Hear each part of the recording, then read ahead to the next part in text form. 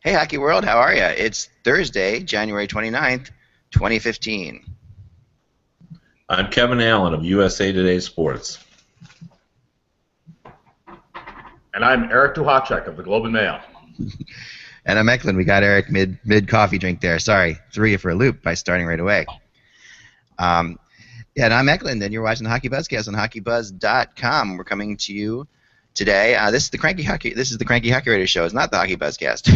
This is the Cranky Hockey Writers Show, and this is the show where Kevin, Eric, and I try to fix the world's problems. And we've done a pretty good job so far. And so far, everybody's been listening, and the hockey gods have changed things directly as on our directive. So today we're going to talk about the greatest players of all time. And what better way to start than talk about maybe arguably the greatest goalie of all time, Marty Brodeur, who's retiring in a short period of time from when we're recording this podcast. Why don't we start with you, Eric? What are your thoughts on Marty? Well, it's funny. I have been thinking about Marty a lot in the context of what I used to do, which is I used to cover the Calgary Flames. And in 1990, the year after the Calgary Flames won the Stanley Cup, they went to the entry draft, and they had the 20th overall pick in the draft that year. And they were determined to get a goalie that they really liked, a guy named Trevor Kidd, who was rated number 5 overall by the Hockey News. He was coming out of Brandon and really looked like the next big thing.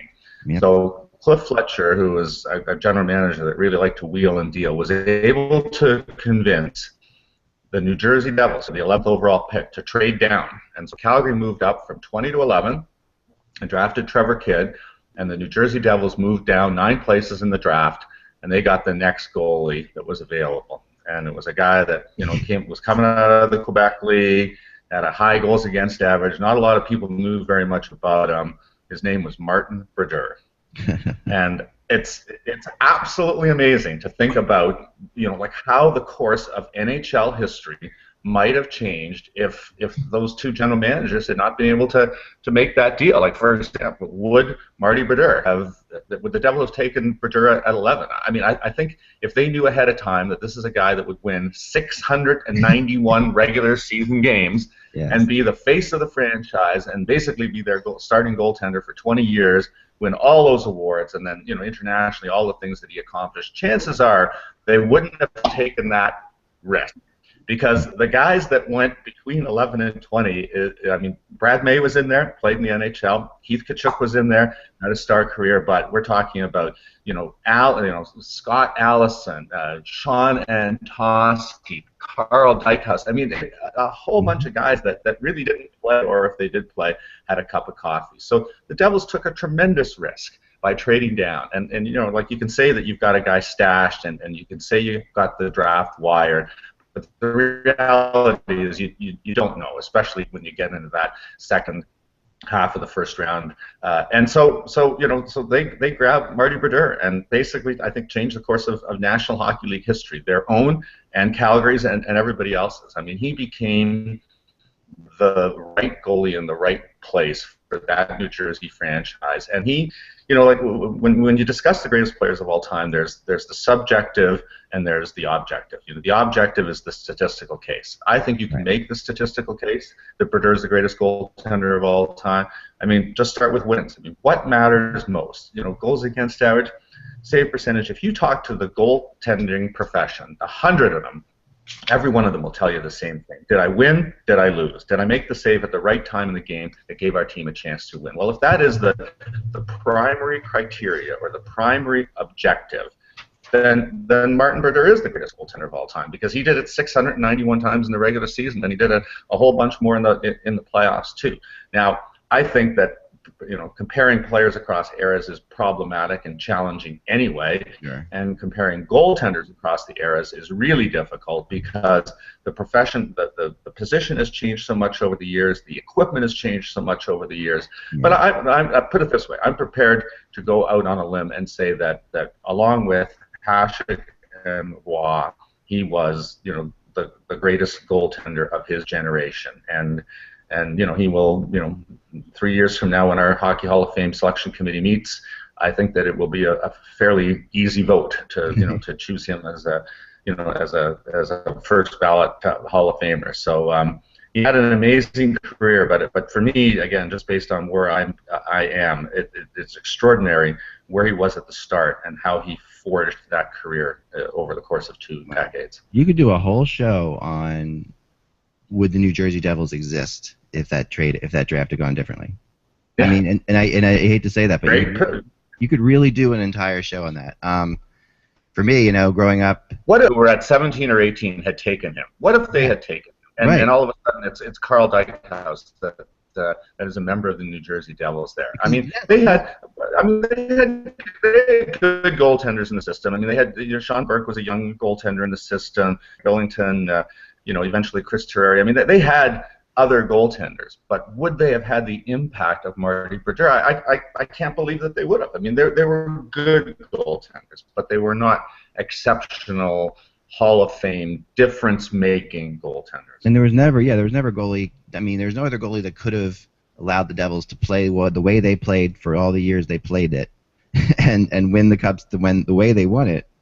They were allowed to do that in a large part because of what they had with Brodeur, the system they played, the way he was a third defenseman back there. There were so many things. I've seen Marty play live probably more than any other visiting goalie growing up, with Flyer season tickets as a kid. Just like, never ceases to amaze me. So, Kevin, you wrote the book on this whole topic, actually. Yeah. It's the greatest goalies of all time, without fear. Yeah. But Bob and I did write the goalie book, and we ranked the goalies of all time, and we did move Marty Brodeur, up after he took the win record. This is always a very difficult debate for me personally for this reason. Patrick Waugh will go down when I retire as one of my top 5 all-time favorite people to deal with. I like Patrick. I found him fascinating. I love the way he played in the net. I like talking to him like I predicted he would be a coach or a general manager just because he loved every aspect of the game.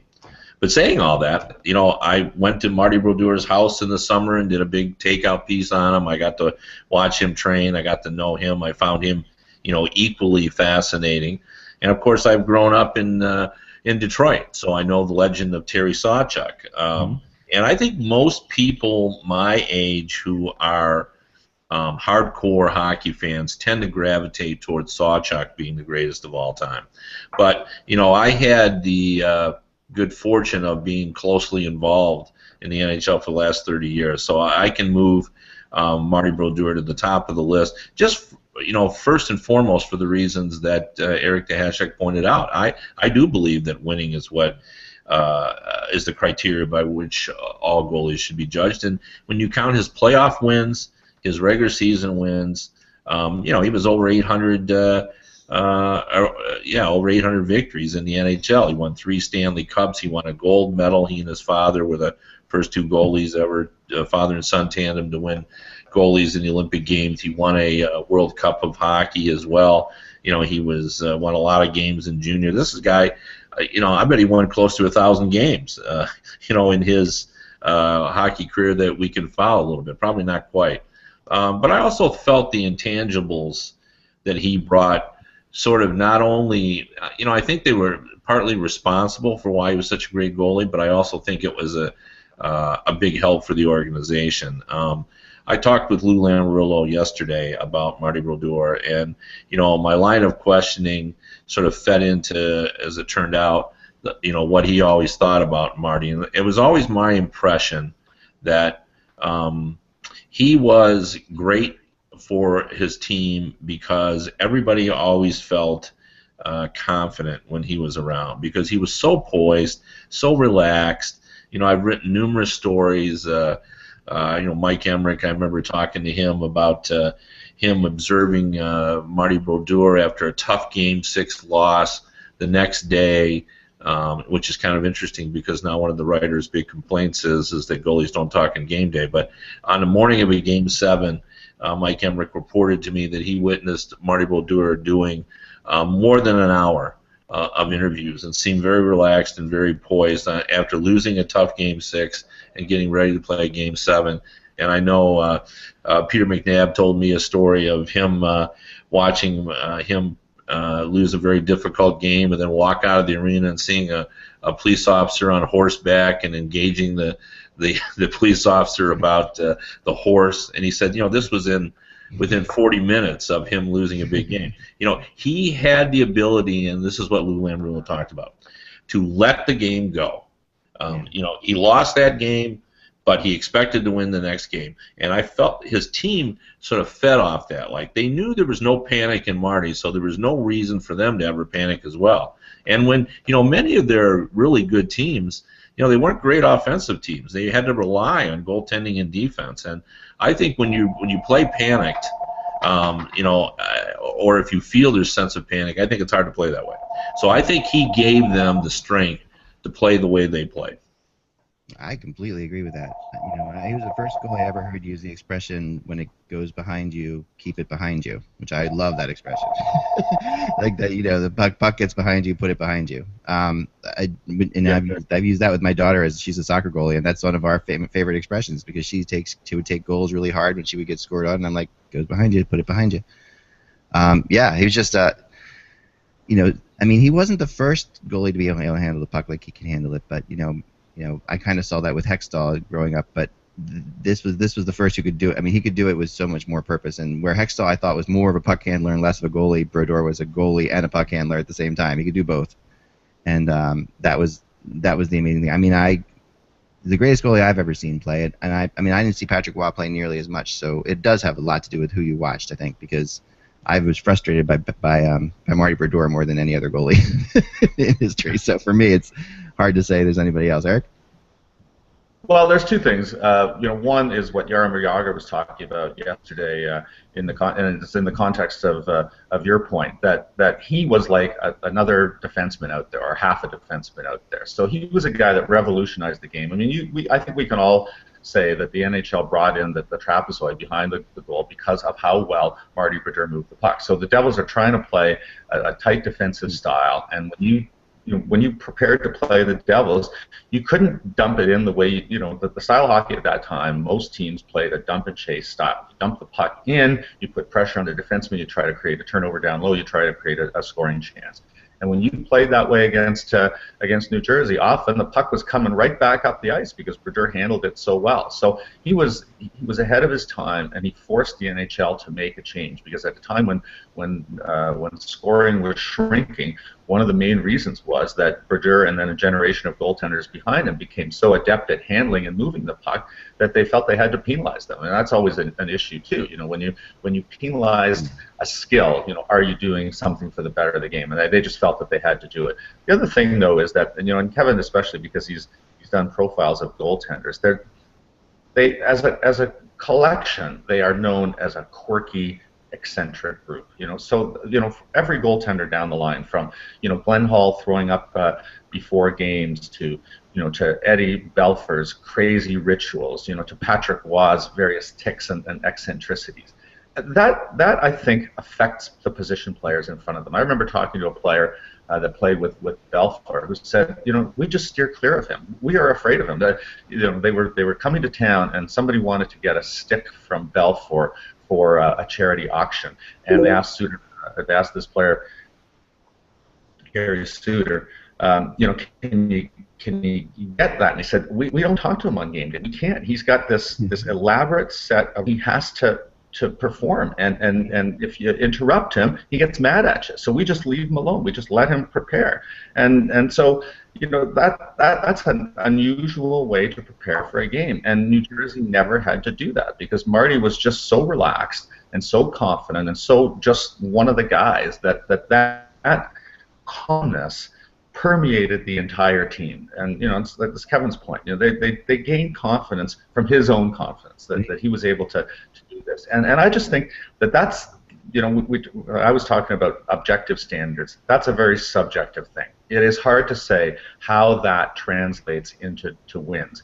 But it's like anything else. If you go to your workplace relaxed and confident in what you're going to do, you'll do a good job. And if you go to your workplace unsure and nervous because the goalie behind you seems a little bit off today, or snaps at you before the game, it affects the way you play. So it may well be that that that there are 20 or 25 of those wins that we can ascribe to Marty Brodeur that are simply were there because of the way the team felt about playing in front of him when Martin Brodeur was in the net. And I think that's really a testament to him, because he was just a genuinely nice guy that you could have conversations with about anything, and he knew who you were, and he passed through town, how you doing, what's new, that kind of a thing. It was just just a real pleasure to deal with, and you cannot say that about a lot of the other great goaltenders of his generation. They were all a little bit odd. Yeah. They were. Well, the other thing about Marty that's interesting, and I mean, only real goalie buffs will find this, it's probably as interesting as I do. But he's one of the last of the hybrid goalies. They're all butterfly now. Everybody plays on their knees. That's their starting point, whether they will admit it or not. They're always on their knees, and obviously he only went on his knees when he thought it was the right time to do it. And that hybrid, I don't know anybody that still teaches that. So when he departs today, I'm sure there are some pro goalies out there somewhere that are more of a hybrid, but he's a dinosaur in that regard, and that style when he leaves will go with him. But it's interesting. I remember talking to Chico Resch about. He said, when Dominik Hasek was in his heyday, people never watched Hasek because they couldn't play like him. But he said that most goalies during Brodeur's career studied Brodeur. Yep. Because they felt he was a guy who was a very high percentage guy, that he did things that others could copy, that his style was understandable to the people, and for that reason. And the other thing Resch said, which I thought was interesting, he said a lot of goalies play angry. They look for motivation. He said that wasn't Marty. He didn't play angry. He played poised, and he enjoyed it. He didn't go in there trying to prove anything or with a chip on his shoulders. He went in to have a good time, and that's how he was successful, which I thought is sort of an interesting way to approach the game. It's so true. And I was a goalie playing goalie coming up in the Marty Brodeur era as a kid, and I grew up. My favorite player was Pelle Lindbergh, and I couldn't handle the puck to save my life. And suddenly, as a goalie, you couldn't make a team if you couldn't handle the puck. It was like you had to be able to handle the puck all of a sudden. This is a skill that no one had taught us, but if you couldn't handle it, so I had to spend hours and hours and hours practicing, a skill that wasn't taught to me from when I was a kid. But because Marty Brodeur was doing it, everybody had to suddenly be able to handle the puck. You're absolutely right, Kevin. It changed everything. And I'm trying to think of a goalie these days that does play that style, that does play more, because I'm very much into goalie styles. Like, I was really sad to see Tim Thomas go out of the league, because he was a totally different kind of, he was like the stand-up goalie, like Bernie Parent type goalie, which we just don't see anymore at all, right? And Hasek, of course, was his own entity. Brodeur was his own entity. One goalie, just as an aside, I think is sort of a different style, is Jonas Enroth. He's sort of somewhere in there. And I would say that Quick, like the other thing about Marty, as we all know, is how aggressive he was coming out of the paint. And I would say Quick is the guy who comes out like Brodeur. In fact, probably comes out even more aggressively than Brodeur did. But because Quick's a mentor. Quick was kind of mentored, in his own mind by Richter, right? So Richter and Quick are very similar when you look at Mike Richter, who was in Brodeur's era. I agree with that. But that's definitely Quick's style. If you watch highlights of Mike Richter and highlights of Jonathan Quick, you can be astonished at how similar they are, like as far as the way they play. One's a little bigger than the other, but that's about it. Well, Ek, you were talking about having to learn that skill as a youth goaltender, but actually there were lots of goaltenders that had to learn that in the National Hockey League. Like Mick Kiprusoff first arrived in the NHL. He was a pretty good puck stopper, but he couldn't handle the puck he handled it like a live grenade. And over the course of his career, he became a guy that was not at Marty's level, but he became an adequate, passable puck handler. Right. And it was, as you said, because the nature of the game was such that you had to learn that skill. And whether you learned it at junior hockey, whether you learned it at minor hockey, some guys had to learn it at the NHL level, but eventually they did, and they worked on it with him. And I'm sure that there were other goaltenders around the National Hockey League that just spent hours and hours after practices, like dump in, get out of the net, stop the puck, move it, clear it, move it, and they did that. They had to learn that because Marty was doing it, and because he was so effective doing it, you had to include that as part of your arsenal. Stopping the puck was no longer the only thing that a goaltender had to do. He had to be able to clear it too. Right, right. And then you played that system, like you said, Derek, with all of your players between the blue lines, the AKA trap system, and a team, the only way they could get through you was to dump it in. That was New Jersey's MO. That was how it worked. You put all those guys in there, and then you have to dump it in, and then Marty's out with it. And the Devils had to play a different game because of him too. That was another thing that people I don't think realized, that the Devils defenders had to play a different game because Brodeur was in there. They had to be ready for it. They had to know that they didn't have to come behind the net all the time when the puck was the goalie. He wasn't going to leave it there for you. You know what I mean? And we actually saw it in the Olympics when he played in Vancouver in one game where Brodeur, there were a couple botches behind the net, and I kept thinking to myself, it's because these guys don't know how to play with Marty Brodeur. Right. Yeah. It was obvious that he was. They would come back. Okay, you're gonna leave me the puck. No, and Marty would be back there ready to move it out. With his stick and ready to go. And nope, no, you gotta move. You gotta be ready. You gotta stay on the half boards. I'll get it to you. That kind of thing. And that's a whole different style. I mean, it all worked out perfect in a perfect storm for Brodeur in a lot of ways, because the Devils organization, the media, the way that whole thing is run, Lou Lamoriello, the system that they played, it all really worked out for. That as good as as much as I can sit there and say that the Devils might not have existed until now if Brodeur hadn't been there, the way the Devils were worked, it's very much a chicken and egg situation, because they really worked towards Brodeur's strength, and I guess Lou was smart enough to know that that's what he was going to do that.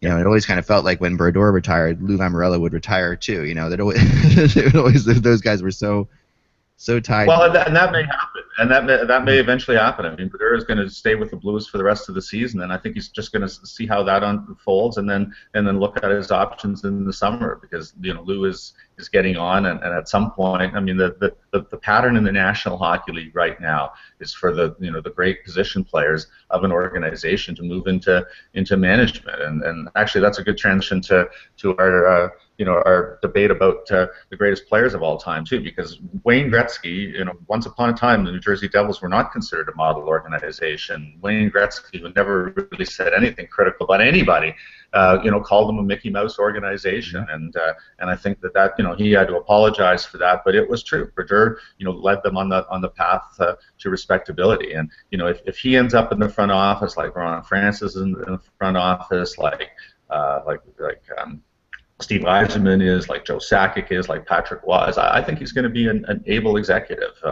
Mario Lemieux is now an owner in the National Hockey League. There's people speculating that if the expansion team member goes into Las Vegas, that Wayne Gretzky will get back into the game in some sort of a capacity there. So it'll be interesting to see what his future is. But I suspect that Marty is going to be a hockey lifer, and that he will have some options, and likely he'll end up back in New Jersey, but you never know. I mean, if he gets his name on the Stanley Cup as a member of the St. Louis Blues, it may well be that that he forges relationships there in the next 4 to 6 months that he wants to to pick up on. So you just don't know. You don't know where it's going to go, but it will be an interesting time.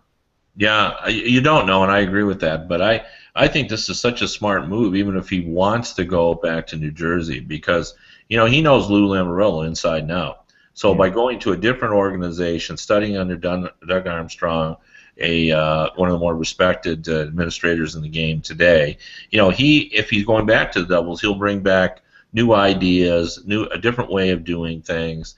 He really sort of just enhances his portfolio. By doing this, and I wouldn't rule out the possibility that Marty Brodeur will be Lou Lamoriello's successor. I think there is a tendency now in the league, just as Eric said, to go with former players. I think the fact that he'll already have served, and again, the Devils were going nowhere this season, and the Blues could make an extended run, so he would benefit by that as well. So I thought this was a real smart decision on his part, and as I said, I talked to Lou Lamoriello yesterday. He fully supported this. They had talked about it. He knew what Marty was doing and completely understands. And the other thing that we haven't brought up is Marty Brodeur is a very smart man. He knows a lot about all aspects of the game, and I think ultimately, he weighed the pros and cons and thought, there's no downside of me, starting with the St. Louis Blues. Yeah, I think I agree with you completely. And finally, on this topic, we live in the era of goalies getting executive positions, don't we? I mean, think of it. You've got Hextall as a GM in Philly. You've got Gar Snow, of course, as a GM on the island. Patrick Waugh is a coach in Colorado. Brodeur is assistant GM. Of course, Rutherford, but he's way back, right? But yeah, I mean, But doing a good job this season, so we should mention him, I oh, think. absolutely. I mean, with this is and goalies who never get the credit, for knowing the whole game at all.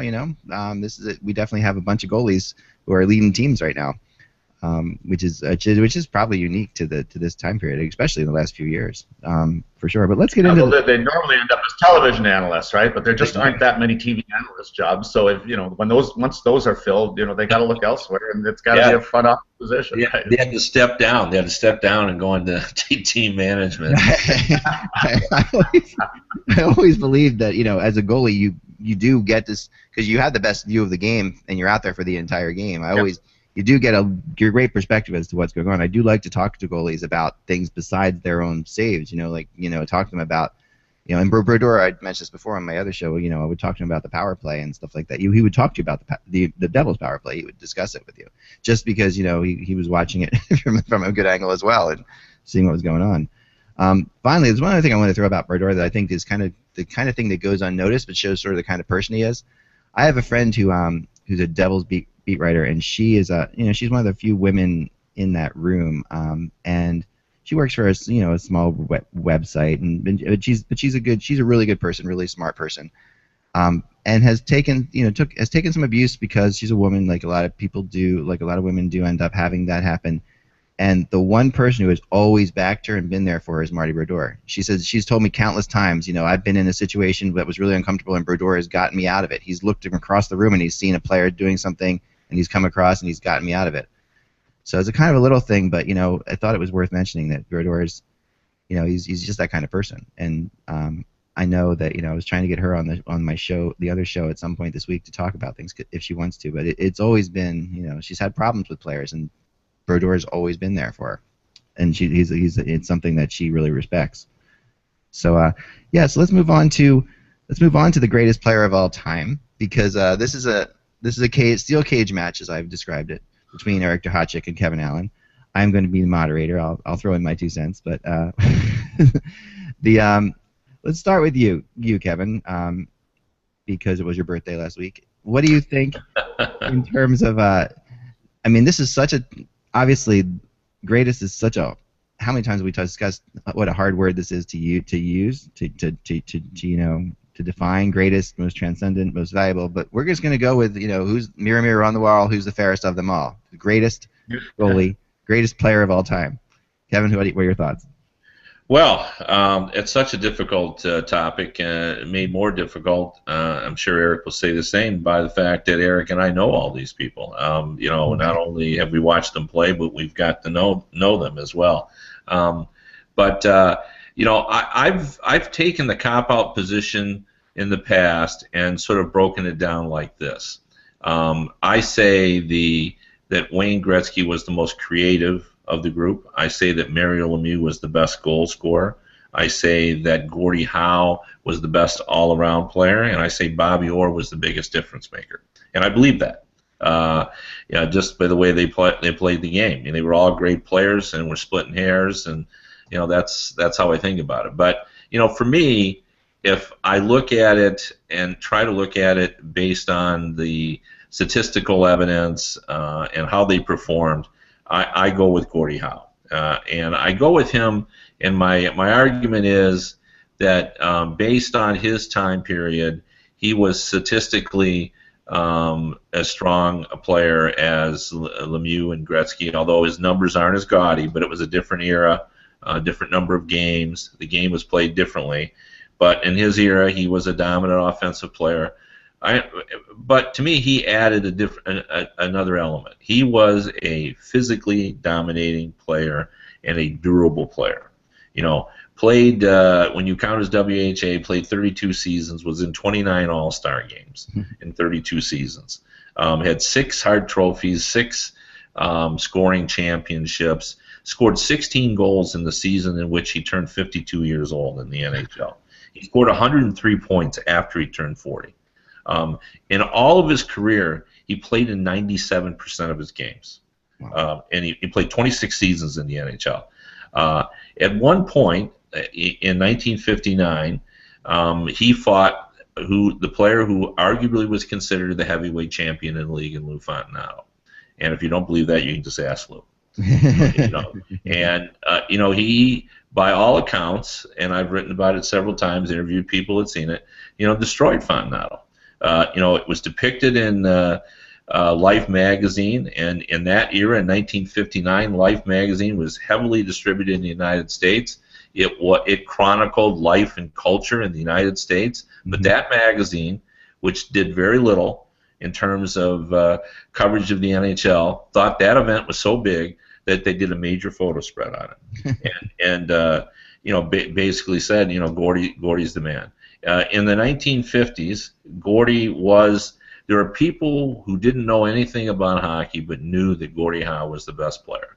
He was featured in newsreels. He was like Superman. I mean, you would see, George Reeves on newsreels and his Superman, television, and then you'd see something about Gordie Howe as well. And he was had chiseled features. He was a handsome guy. He was a great face for the league. And I have tremendous respect for the other guys. Bobby Orr's career, when you break it down, like if Bobby Orr had played 20 years, we might all agree that he was the best. In the 10 seasons he played, any season that Bobby Orr played, all of the games, he won the Norris Trophy. It's that simple. He didn't stop losing the Norris Trophy until he couldn't play all the games because of his knee injury. He retired with, I think it was plus 589 plus minus. One season, he was plus 124, Bobby Orr. Yeah. Can you imagine that? And the other thing about Bobby Orr that's usually forgotten is that he had 100 penalty minutes every year. He was a tough competitor. And I remember Derek Sanderson telling me a great story about Bobby Orr when some of the teams used to bring, they owned the way the system worked there. You'd get them players on your protected list when they were very young people, and then you would sometimes have all-star games between your prospects in your home arena.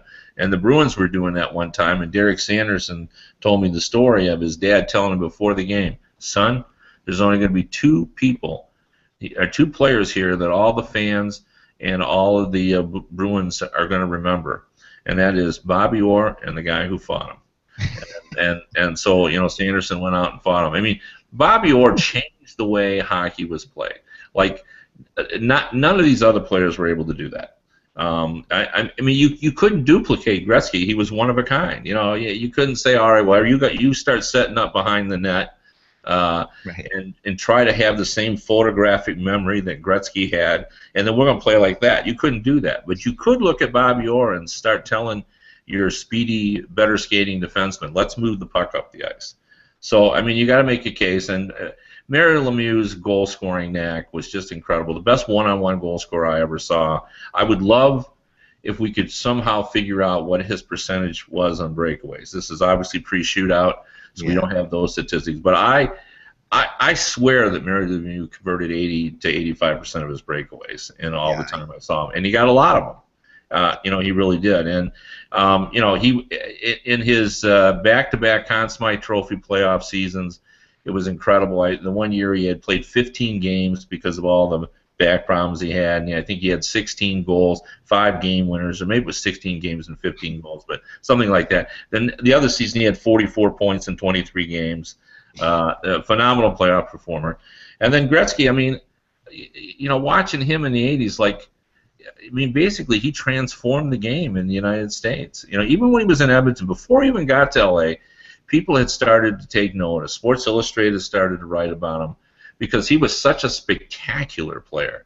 And that's the word I would use. Like his ability to get, and what I loved about him is he was never satisfied with just having an outstanding game. 5 points wasn't enough for him. If he got 5, he wanted 6. And people laugh at that now, but I think that's what greatness is about. It is. You gotta want to be so good that a guy like me says, "God, Gretzky was spectacular." And he was spectacular. And you'd go, and when I as a reporter, what I admired most is that he could replay exactly where everyone was on the ice, after the game when he scored a goal. I mean, you'd go in and you'd talk to him, and back then, and Eric will remember this, there weren't that many guys. So there'd only be 6 or 7 of them, and you'd be talking to Gretz, and you'd say, well, what happened on that goal? And he says, well, I was coming down the left side, and I could see on my right, that the defender was tangled up with another guy, and I could feel the pressure from behind, and like it was just remarkable. I really believe he had a photographic memory he had on the ice. So those are my take on the guys. I feel bad that I can't say that the other 3 are the top, but if you put a gun to my head, I'm going to say it's Gordy. It's all good stuff, and I'm going to let Eric go and then respond to you guys a little bit. Go ahead, Eric. What are your thoughts? Well, I'm going to say what Kevin just said. And I was listening to Kevin, and basically what he said was there are no wrong choices. There are just 4 correct choices. And that is my take on it, too. So I'm going to start with Wayne Gretzky, who, again, I'll put him on the top of the list only under duress, because I think that there's a case to be made for all 4. Years ago, the Hockey News did an exercise where they asked about 30 of us to rank the top 50 players of all time, and then I think they expanded to the top 100 of all time. And they sent a statistical case, I think it was about 2 inches worth of numbers supporting each player's candidacy. And they asked everyone to go through this exercise of voting for someone. So I spent, I don't know, days in the summer on this pro bono assignment weighing the pros and cons of all of these candidates. And finally, I couldn't get past the numbers. The thing about Wayne Gretzky is his numbers are just so much higher than the next highest guy. I mean, like he's 1,000 points ahead of the next highest player on the all-time scoring list. And you could argue, yes, that's a product of the era. Although I would argue that maybe the era, became the era of Wayne Gretzky and the era of that high-scoring offense just because of his presence. That if he hadn't come along, maybe we wouldn't have seen, the Edmonton Oilers of the 80s, scoring 400-plus goals a game. And, it's mind-boggling for, people that watch hockey in this era to think that that could have happened. And it was a routine thing during the heyday of all of these great players in their primes. And Gretzky was the engine that drove that. I mean, he was the guy that was there on the ice, finding the openings, hitting everybody. I mean, he played. There were times in his career, before Jari Kurri came along, and even when Kurri was there, where he would play with Dave Semenko, a tough guy on his wing. He would not have the greatest line mates of all time. He made Dave Lumley into a guy that scored in 15 consecutive games when they moved him up on the line. He could transform very ordinary players into bordering on stars because of the way that he played the game. The button hook in the zone, finding the guy coming in, making a feather pass across the zone on the tape in the net. And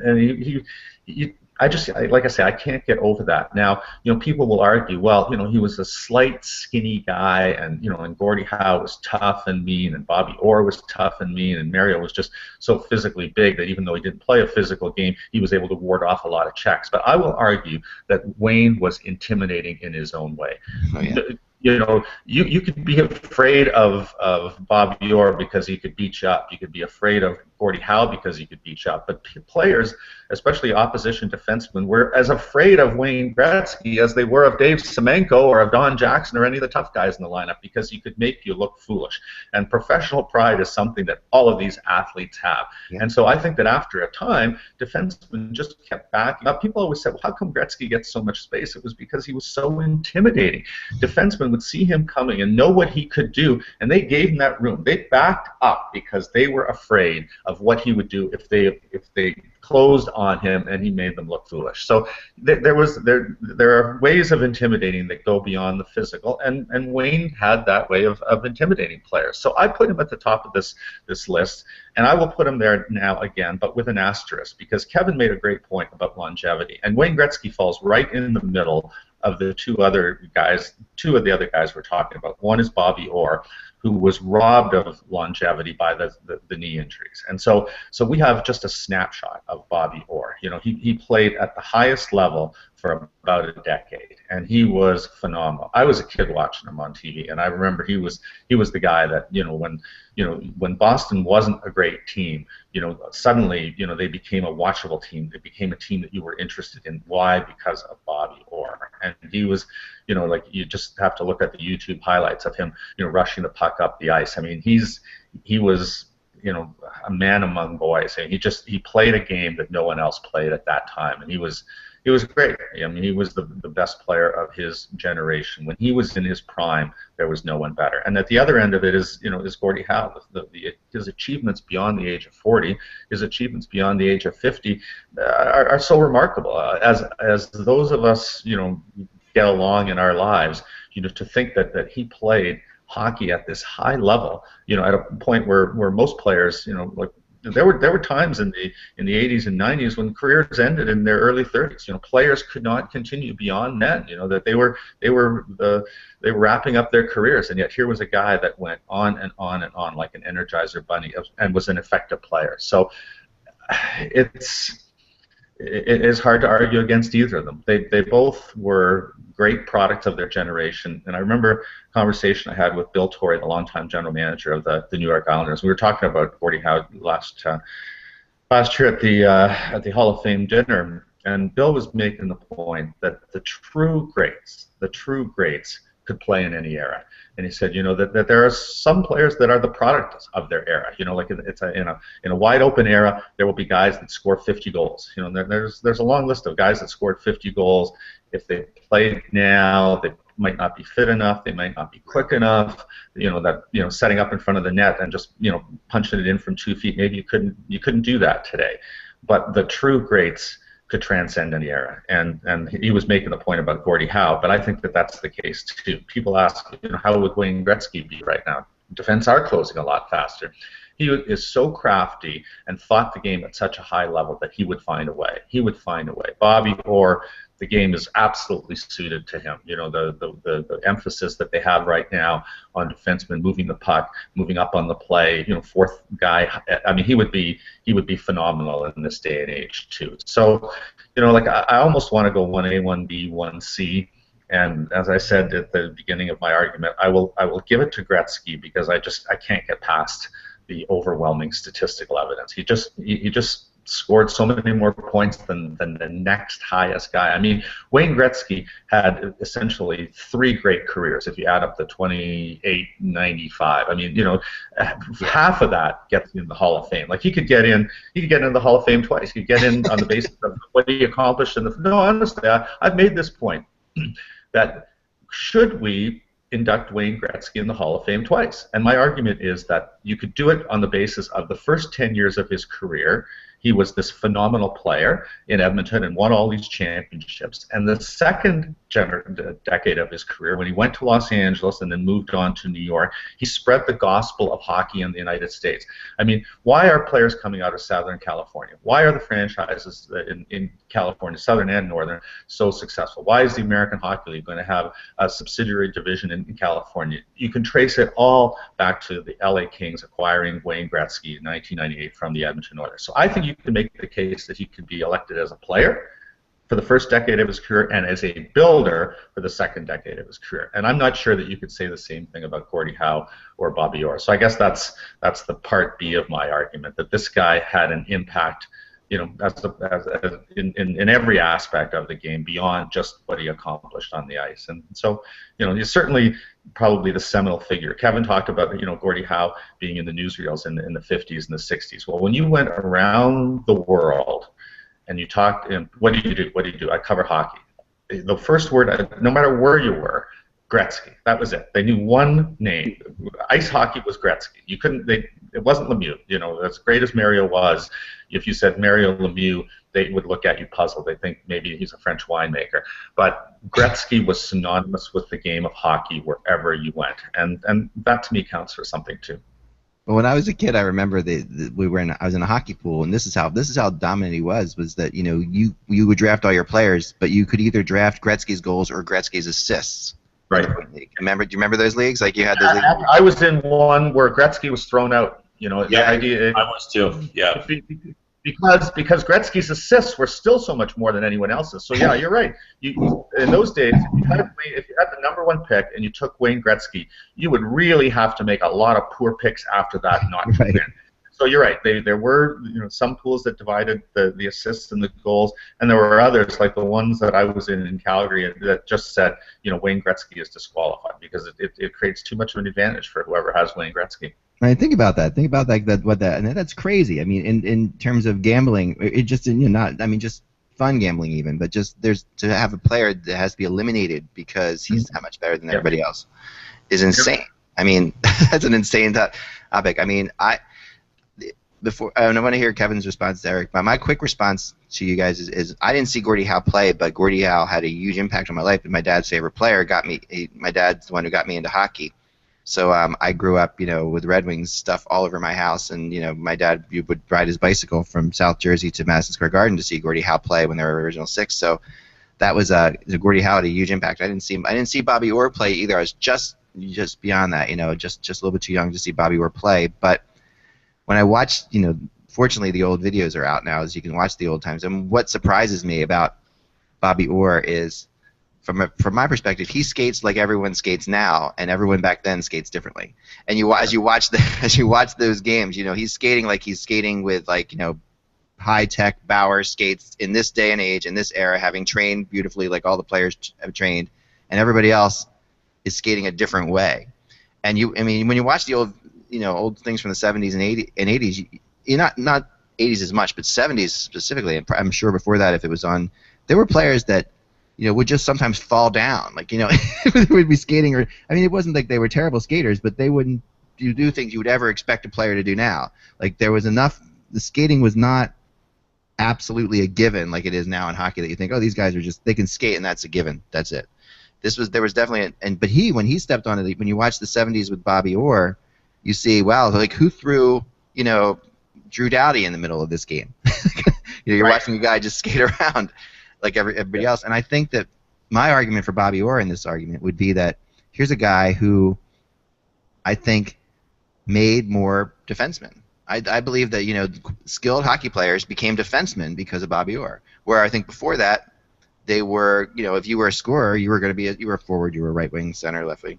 And suddenly now, after Bobby Orr comes in, you were a scorer and you're playing defense because you realize that from the defense you can actually see the ice better sometimes as a scorer. And I've talked to people who are defenders who say, yeah, I was a wing, but then they put me back on defense, and suddenly, wow, I could the whole thing opened up for me better, and I can make more of an impact. So I think that we wouldn't have had as many quality defensemen as we had because and I think he took the job away from probably a lot of big lugging defensemen who were training before. I think that's why I think he's the most. And Kevin, you kind of said that he made the most difference, and I think that what you're saying is what I'm saying too. He made the most difference in terms of that goes. But Kevin, what are your thoughts? Well, let me start out by helping Eric make his case. I saw a poll. And it was within the last year or so where they asked people who made a greater impact on their sport, Michael Jordan or Wayne Gretzky. And I don't know how the results ended up, but Jordan was winning that. But as I looked at that, my first thought was, well, Jordan will win it because the NBA is more popular in the United States. But as a guy who followed sports, to me, that's not a close call. Jordan was a great player, and he was a dominant player, but he didn't dominate the way that Wayne did. It's so hard to describe how much better he was than everyone else in his era. The 215 points, the 208 points, the 92 goals. All of us picked our newspapers up in those days, and the first place we looked is how many did Wayne get last night? Yeah. And I'm not sure we did that with Michael Jordan. I'm not sure that we were so hung up on how many stats he had last night. We knew he was a great player, but Gretzky was statistically dominant and so unique by our standards. It's legendary at USA Today in the 1980s that we had an agate person. And the night we used to put the score of the game, and then we'd put the leading scorer. and he wrote, Oilers won 4 or 8 to something over someone else, and then he just wrote God, 5 assists and 3 goals and 5 assists, and nobody caught him. Like nobody caught him.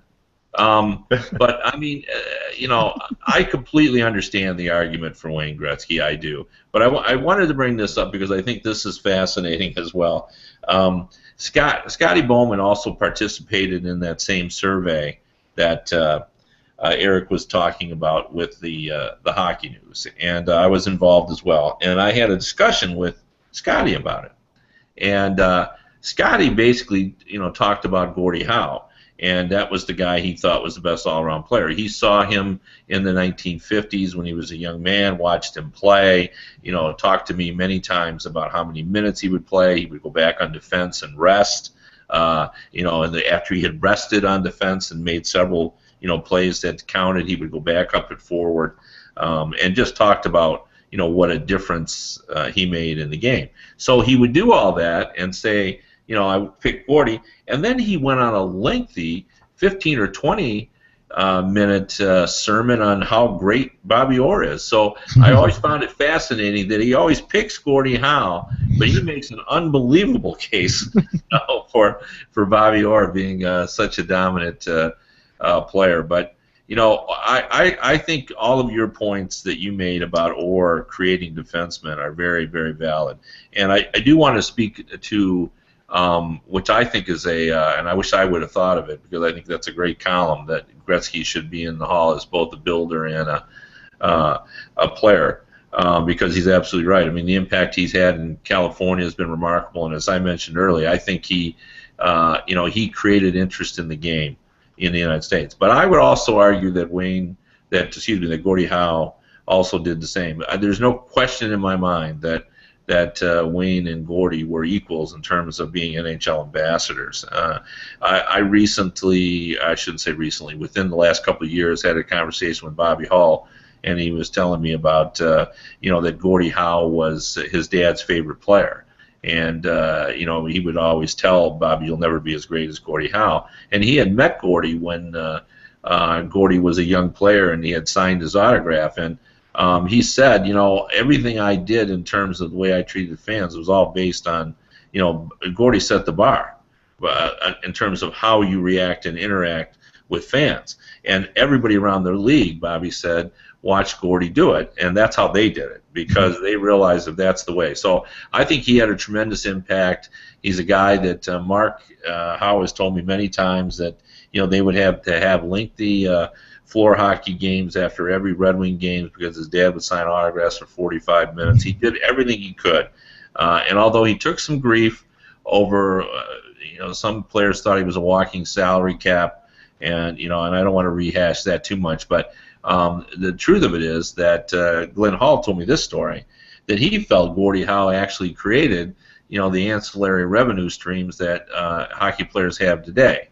That it was Colleen Howe and Gordie that sort of established this marketplace that you could go out and make a few extra bucks by signing autographs or trading cards and all that. And Glenn Hall said instead of talking about what he did or didn't do in terms of the salaries on his team, we should be looking at that. So my point of all that is I think that Gordie also had an impact away from the ice in addition to being and that's the hardest thing for me. See him going downhill because to me Gordie Howe seemed indestructible, and now he is in. So now, anyway, that's my take on it. It's a 1A, 1B, 1C, 1D makes perfect sense to me.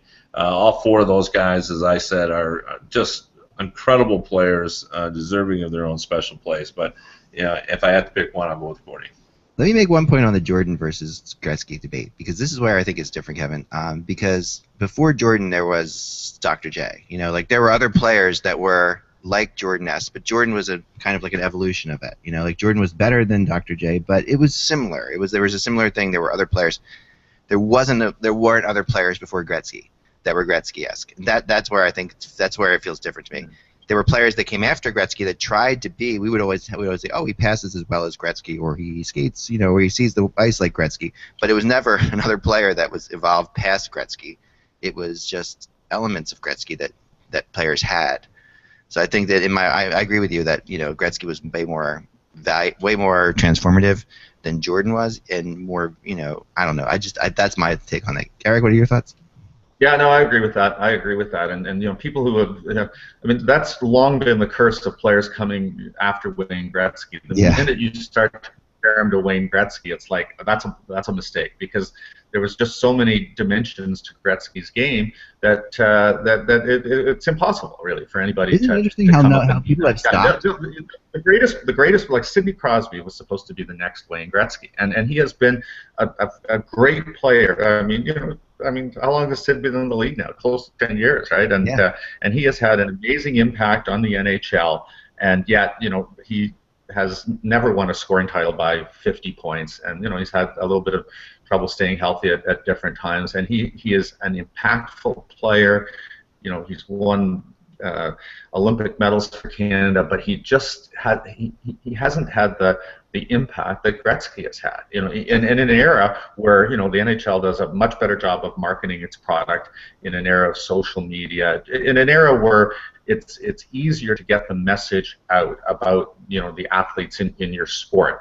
The current generation, the Crosbys, the Alex Ovechkins, Patrick Kane, Jonathan Toews. I mean, they're all like Patrick Kane is in a McDonald's commercial now. That's great.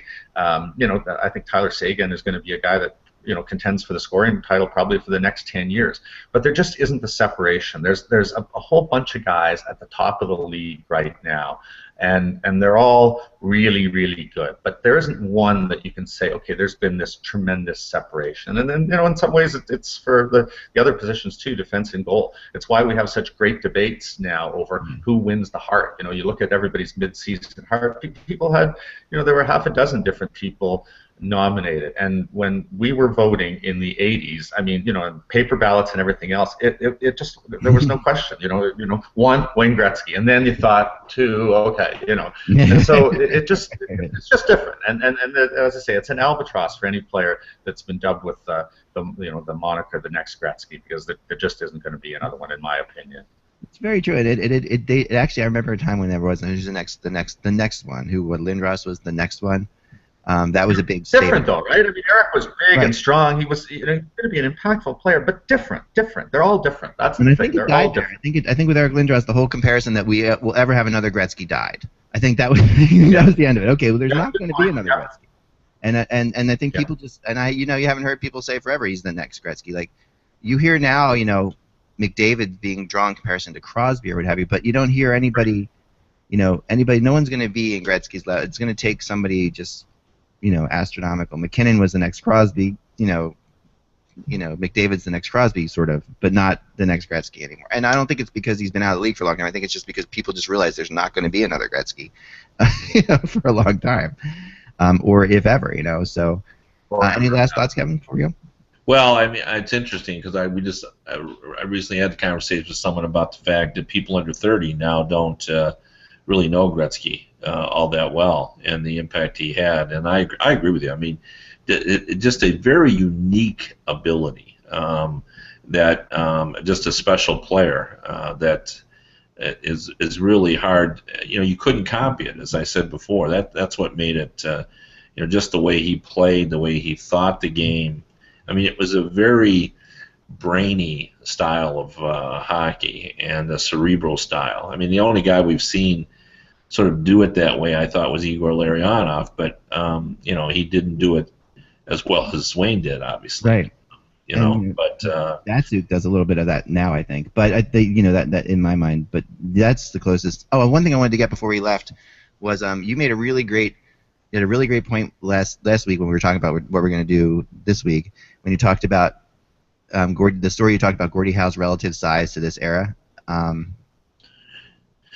Yeah, I mean, well, somebody had talked to you about the fact that he was Gordie Howe played his entire career, and he told me at one point that he was always within 1 or 2 pounds of being he was 6'2", 203, which is exactly the same size as Peter Forsberg. So by today's standards, Gordie Howe is below average. You know, I think we're at 212 or 215, something like that in terms of our average weight. But we all know, and I think this is the thing that the point that Eric was making, that they could play in an era. I believe that Gordie Howe would probably play at 230 in this era because of the way his body was, the broad shoulders, and he didn't lift any weights. He was just naturally beefy. And I remember the absolutely great story that Harry Neal told me about. The one thing that Gordie wasn't very good at was running. He could do anything. He was a mean son of a gun, but he didn't. He couldn't run. And Harry Neal liked to hold the 2-mile run. And when he was playing for Harry, when he was over 50, he had the annual 2-mile run. And Gordie said, I'm just not very good at this. I'm gonna look bad. And Harry said, well, you don't have to run, Gordie. And Gordie didn't like that. He said, it's not. I can't not run. The team, I can't have special treatment. And Harry said, let me take care of it. So he gathered everyone together, and this is the story. He said, Gordie is not running today. I've decided because I don't want him to run. And here's the deal I make with all of you. When all of you turn 50, you won't have to run either. that he made. But, Gordie would have been great in any year. I think he would have scored more points. It's funny that we talked about Crosby because I went into Pittsburgh last week to do a interview with Sidney, and we talked about many things. When we were done, we just had a conversation, and somehow the 80s came up, and talking about conditioning and how conditioning has changed dramatically now, and guys are all around. And somehow it came up, and I said, how many points do you think we'd have then? And he just didn't want to guess. And I said, I bet you would have had 140 or 150 points. And I believe that. I think Crosby probably would have been 100. I think he'd have been, Yzerman, I think, had 150-something one season. And I think Crosby would have been up there as well. But I do agree with Eric's assessment that, nobody's been Gretzky-like, and nobody ever will. Yeah, I think that's where it comes out. Well, thank you guys. Such a great show. Such a fast hour. Holy cow. This has been the Cranky Hockey Show. You can remember to check Eric Duhatschek out at eDuhatschek on Twitter and at by Kevin Allen on Twitter, and also the Globe and Mail for Eric and USA Today, of course, for Kevin. So definitely keep reading these guys, because as you hear, there's a lot of good stories coming up. The Crosby interview and the others as well. So we'll talk to you soon, guys. Remember, without the buzz, it is just hockey. Talk to you then.